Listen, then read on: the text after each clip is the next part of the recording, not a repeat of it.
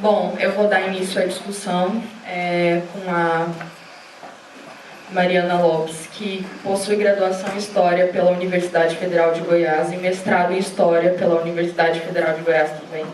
Atualmente é doutoranda em História na Universidade Federal de Uberlândia e tem ênfase nos estudos em História do Brasil Contemporâneo, Ditadura Militar e Nova República.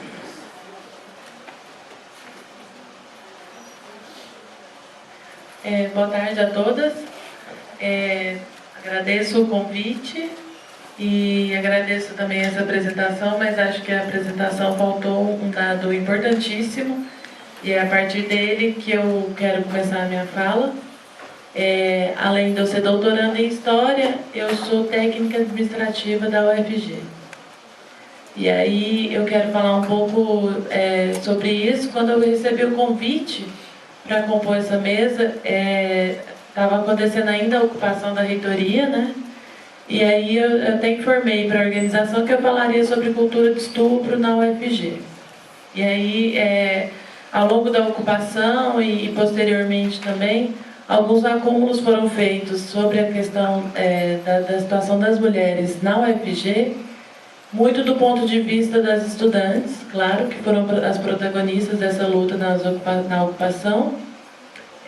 Muitas professoras também que pautaram, até agora, depois, como resultado da ocupação também, muitas professoras estão propondo núcleos livres, disciplinas para discutir gênero, mas poucas vezes, e não só na ocupação, mas em variados espaços da universidade, da UFG especificamente, eu que estou aqui há 10 anos, desde 2006, a graduação, mestrado e como técnica, poucas vezes, não só em relação ao feminismo, mas em demais pautas, poucas vezes se fala sobre a condição das técnicas administrativas, que muitas vezes ninguém nem conhece, não sabe quem é uma categoria invisibilizada, e pior ainda, pouquíssimas vezes se fala sobre a situação das trabalhadoras terceirizadas que existem na universidade. E aí essa situação para mim é muito grave, e eu já falei numa mesa da educação física recentemente, e em todos os locais que eu tenho a oportunidade de falar, eu busco puxar a discussão também para essa questão. Aqui nós temos uma mesa composta por estudantes de graduação, de pós-graduação, por professoras da rede pública particular, por professoras da universidade, e eu sou técnica, e eu não tenho visto em nenhuma mesa que eu tenho participado aqui na UFG ou em outras universidades a participação de terceirizadas. Pode ser também pela situação de trabalho, claro, elas são regimes seletistas, elas não são concursadas como nós, né, professoras e técnicas, elas não têm essa liberação do trabalho, né, para participar de atividades, etc.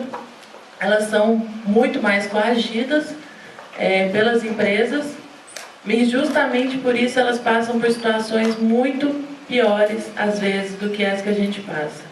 Não querendo comparar nenhum tipo de sofrimento, mas eu acho que a gente precisa olhar com maior atenção e maior carinho a situação das trabalhadoras terceirizadas.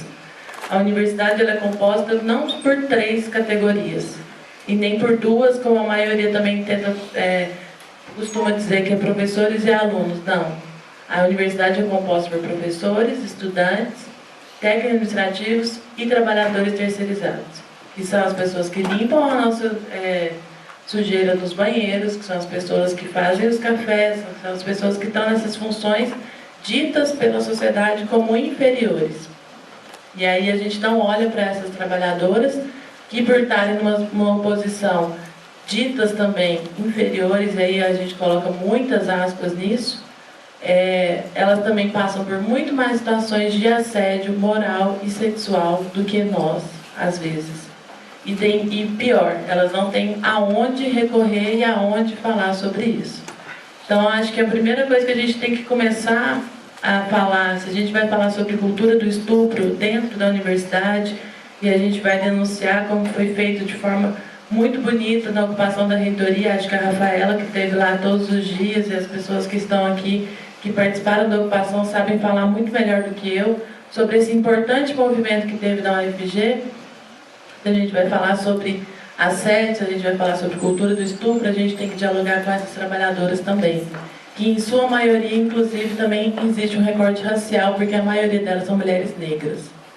Então, acho que o primeiro desafio, eu não sei se esse debate está sendo organizado por algum coletivo, né, que existe aqui na Letras, mas acho que o primeiro desafio que a gente pode tomar para si é começar a estabelecer esse diálogo de forma urgente com as trabalhadoras terceirizadas. Aposto que aqui na Letras existem várias, na segurança, na limpeza, em todos esses cargos que eu já mencionei.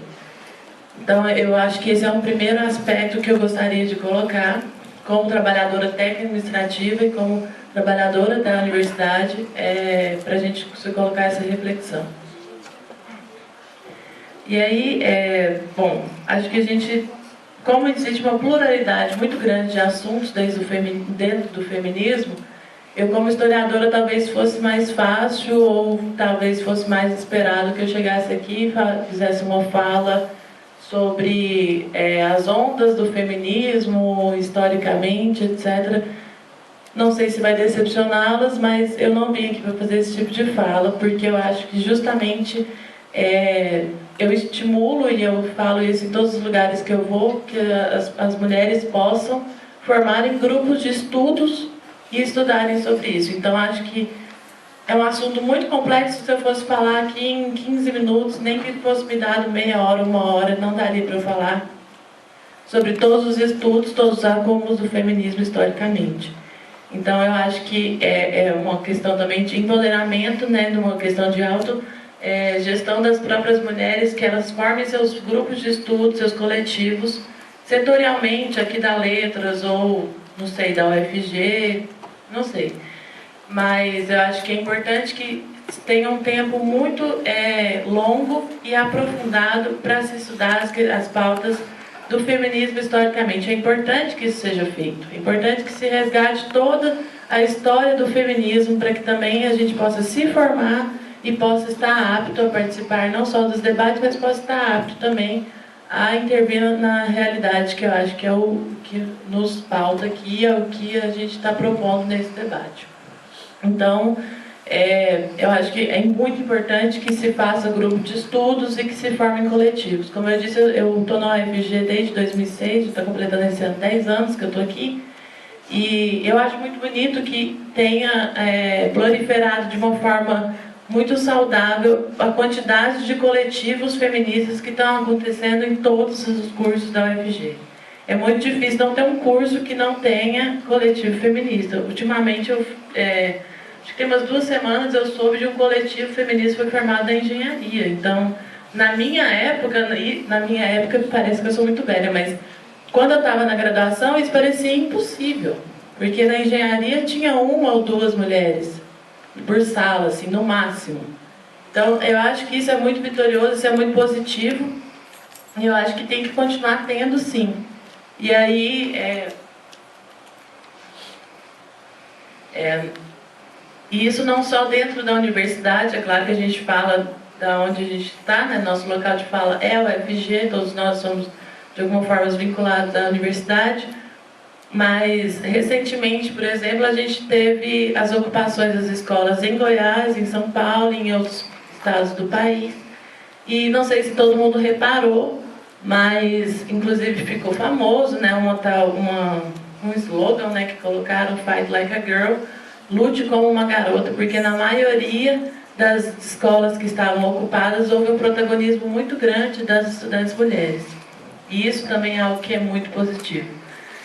Eu estou falando tudo isso como se a vida tivesse muito boa para as mulheres, mas é claro que a gente sabe das diversas ofensivas que a gente tem recebido ultimamente, mas eu gostaria de elencar também todas as conquistas que nós temos tido nos últimos anos, e principalmente as conquistas do ponto de vista organizativo. As mulheres mais do que nunca estão se organizando, estão ocupando as ruas, né?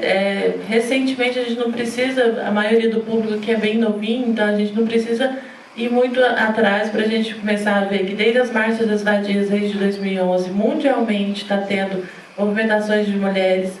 Ano passado, e aí agora que a gente conseguiu tirar o Cunha da Câmara, eu sempre bato na tecla que as primeiras pessoas que se levantaram e falaram mulheres contra Cunha foram as mulheres do Brasil inteiro, em outubro do ano passado. Recentemente, no horrível caso do Rio de Janeiro, do estupro coletivo, as mulheres também foram para as ruas, então são movimentos de massa que estão crescendo muito.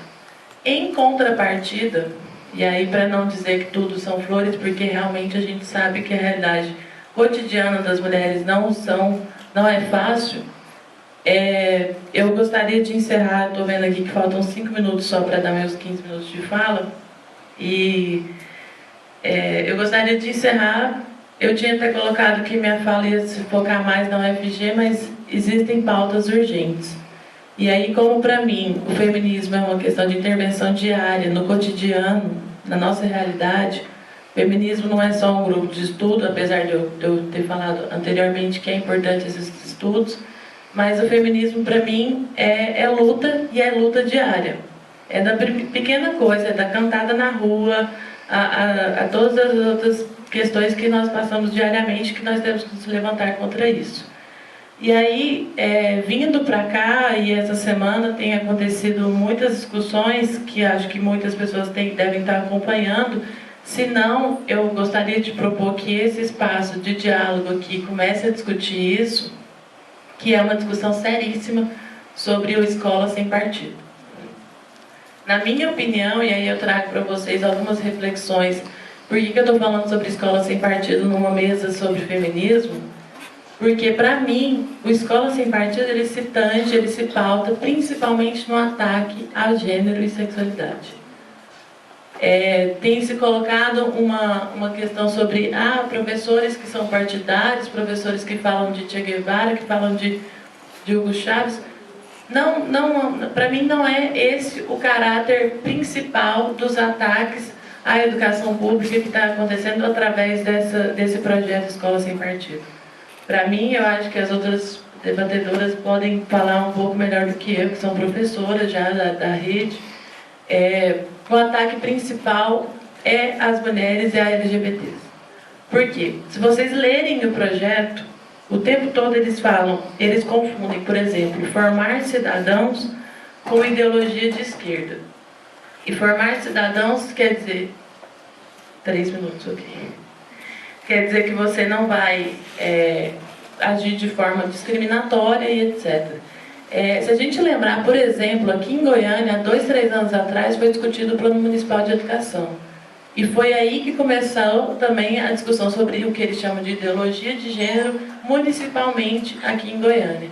E isso tem sido uma estratégia do pessoal do que eles chamam de movimento Escola Sem Partido, de fazer essas discussões municipalmente. Por exemplo, em Alagoas já foi aprovado. E aí é muito sério, vocês que são da letras e provavelmente estão na licenciatura, serão professores e professoras, você pensar que dependendo do que você falar em sala de aula, você pode ser judicializado. Isso é muito sério. Você pode, enquanto professora, estar em sua sala de aula falando sobre qualquer assunto que seja. Por exemplo, não precisa ser na letras, não precisa ser na humanas. Um professor de biologia, se ele estiver falando sobre alguma teoria que contraria o criacionismo, por exemplo, pela Escola Sem Partido, ele pode ser judicializado por isso. Porque isso contraria as crenças dos alunos, de algum aluno que pode denunciar isso, e o professor pode ser judicializado por ensinar teorias que contrapõem o criacionismo. Vocês já pararam para pensar na gravidade do que é isso? E aí, a gente começa a perceber, por exemplo, que dos 11 dos 19 proponentes desse projeto, por exemplo, são ligados às igrejas evangélicas. Né? Então, tem também um caráter fundamentalista muito forte nesse projeto.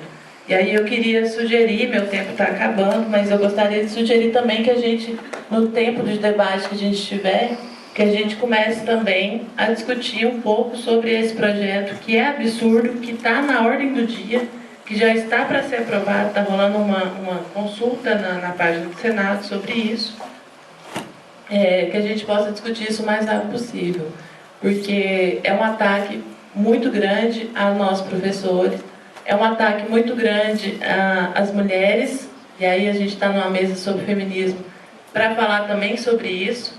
E eu acho que se o movimento feminista que conseguiu tirar o Cunha não se levantar, aliás, ao contrário, acho que a gente tem que ser mais positivo. Acho que o movimento feminista que conseguiu tirar o Cunha se levantar, a gente também consegue barrar esse projeto. Então esse é um primeiro passo que eu acho que a gente precisa começar a discutir e aprofundar muito esse debate, porque se ele for aprovado, a gente vai ter um retrocesso sem precedentes na educação brasileira. Bom, meu tempo acabou, eu vou passar a fala então. Obrigada, e a gente está aí para o debate também mais tarde.